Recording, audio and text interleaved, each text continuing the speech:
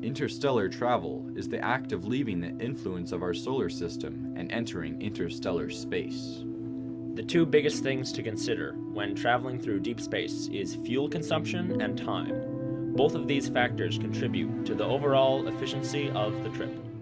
For our project, we looked at how to leave our solar system efficiently with the technology we have today. 5 probes have been sent with the intent to leave our solar system. We looked at the 2 main probes, Voyager 1 and Voyager 2, and their journey through our solar system.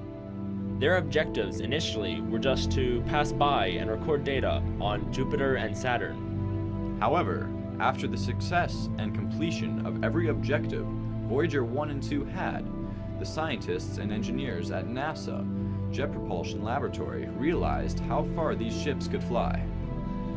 These spacecrafts were designed to last 5 years.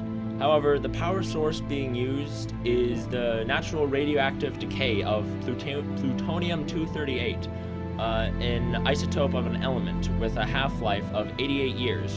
Half-life is just when it's less effective. The spacecrafts were and are able to continue their missions long after intended.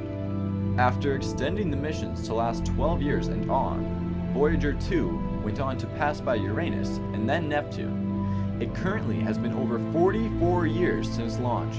Speaking of launch, they are identical in design, and they each weigh about 721.9 kilograms. And leaving Earth just 16 days apart, Voyager 2 launched first on August 20th, 1977. Interestingly enough, Voyager 1 was the second rocket to launch on September 5th, 1977. They saved on fuel and time, where all 4 planets outside the asteroid belt are aligned correctly. The reason they waited for this alignment was because it would allow them to perform a gravitational slingshot on each planet. A gravitational slingshot is where the spacecraft will clip into a planet's gravitational influence and harness some of that planet's kinetic energy, propelling and altering the course of the spacecraft. We can find the force of gravity using the gravitational constant along with additional information. This is used in the Jupiter slingshot calculations to gain a higher velocity. Overall, the timing of launch is ever important, with Voyager 1 and 2 having approximately 80 degrees difference in trajectory after passing by Saturn with just 16 days apart between their launches.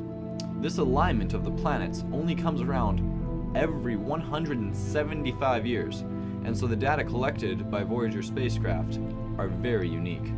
And to quote NASA, the spacecraft are continuing to return data about interplanetary space and some of our stellar neighbors near the edges of the Milky Way.